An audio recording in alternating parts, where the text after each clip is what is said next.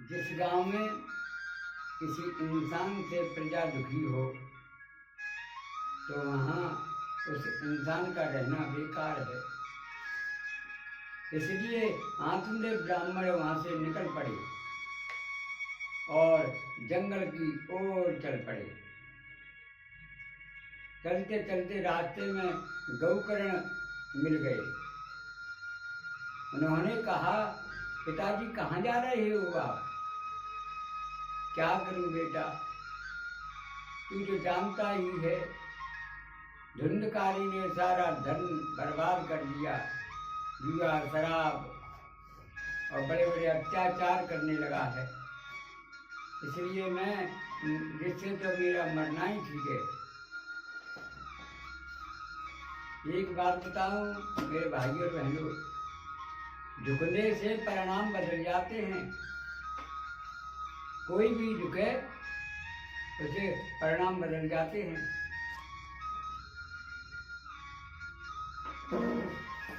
क्योंकि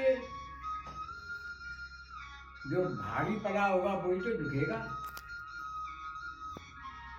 वैसा कोई हो वो जीवन में झुक नहीं सकता। या इंसान के पास पैसा होगा, धन संपत्ति होगी, वो झुकेगा। और वैसा ही होगा वो कभी नहीं झुकने वाला। उसे अहंकार हर समय रहता है। कोई बालक किसी से रोजाना राम राम करता हो और फिर उस पर कोई गलती हो जाए तो हर इंसान ये कहेगा, अरे भाई क्या करें, लड़का तो बढ़िया था पर हो गया होगा।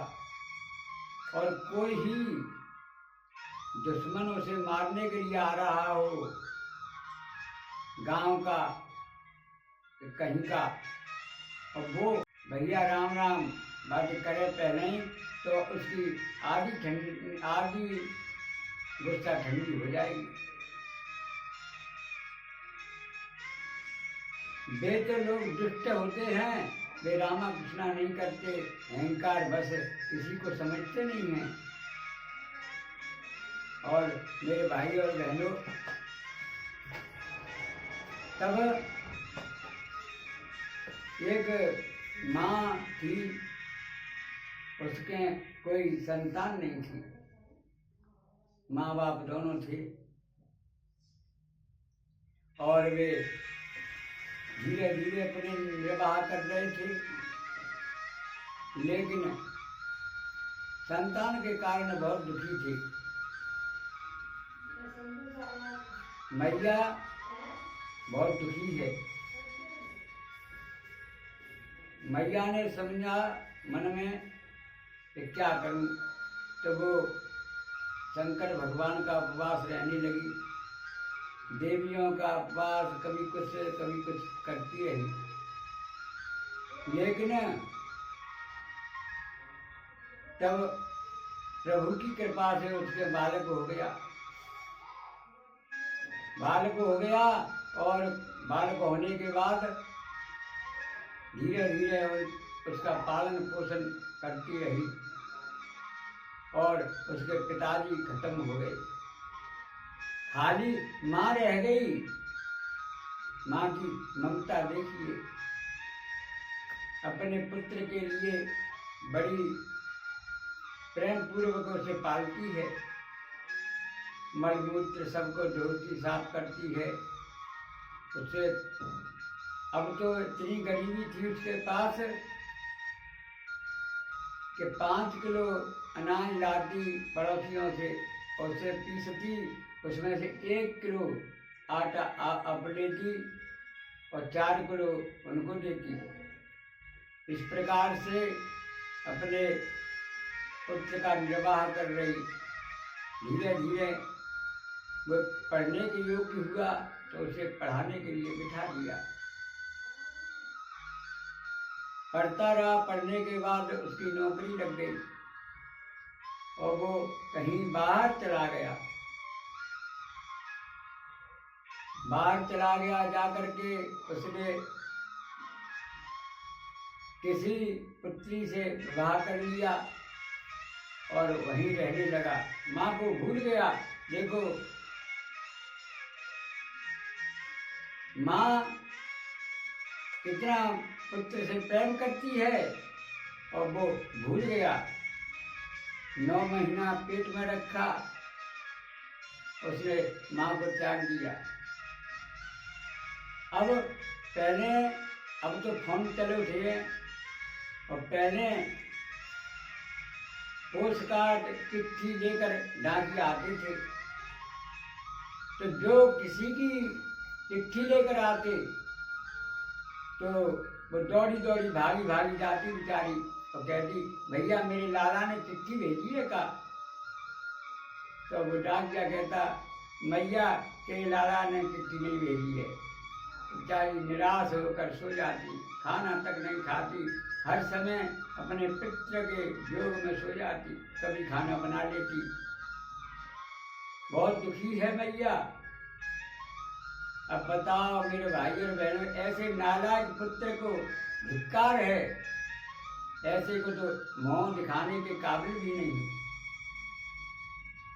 धीरे धीरे जब भी कोई डाकिया आता, बेचारी दौड़ी भागी आती घर से कि भैया मेरे लाला की चिट्ठी है क्या, मेरे लाला ने चिट्ठी भेजी है क्या? लेकिन वो यही कहता डाकिया कि मैया तेरे लाला की चिट्ठी नहीं है। मैया सोच सोच कर और प्राणांत हो गया बेचारी का। अब वो लड़का एक दिन और मेला देखने के लिए निकल पड़ा। मेला देखने के लिए निकल पड़ा, उसके बालक भी हो गए।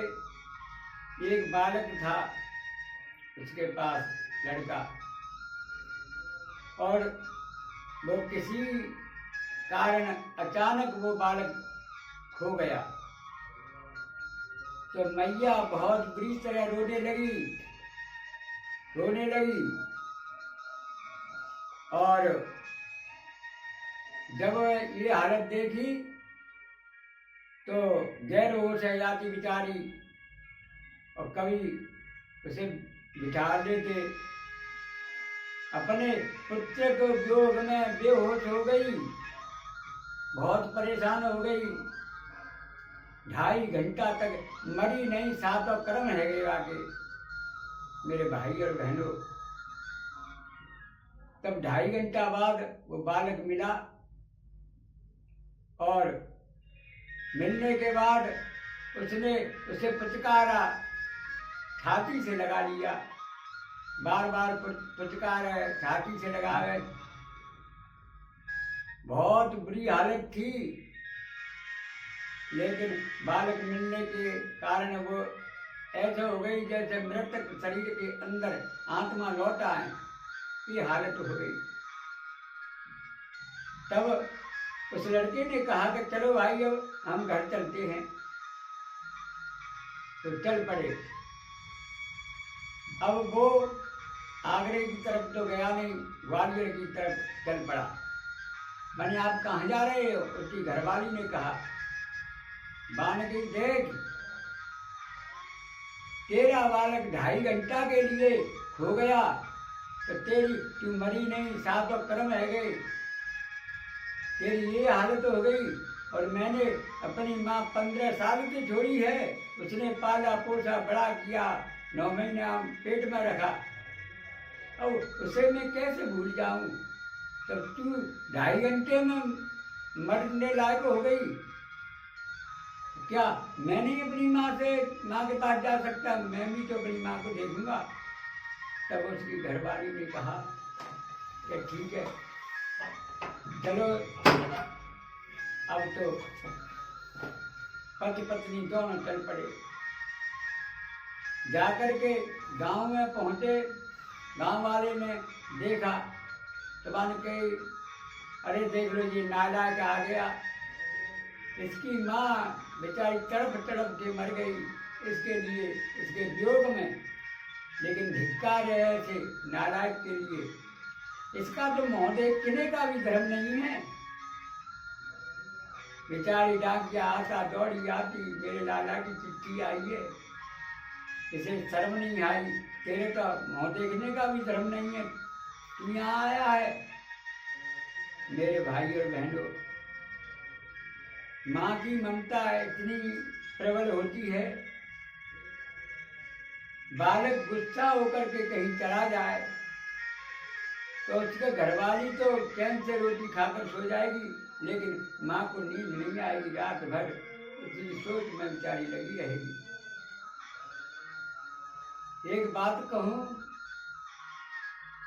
जो माँ बाप की सेवा नहीं करते उनका कभी कल्याण नहीं होता। 84 लाख योनियों में घूमते फिरते हैं, लेकिन उन्हें तृप्ति नहीं मिलती, चैन नहीं मिलता। धन कितना भी हो जाए, लेकिन जो माँ बाप ने वरदान दे दिया है, तो पहले आपको पता होगा कि संत महात्मा वरदान दे देते वो सत्य होता। अब उसके माँ बाप की आत्मा रो गई तो समझ लेना उसका सर्वनाश हो गया। क्या कितना भी धन कमाए, लेकिन उसे चैन नहीं पड़ेगा। इसलिए मैं आपसे निवेदन करना चाहता हूँ कि अपनी माँ बाप की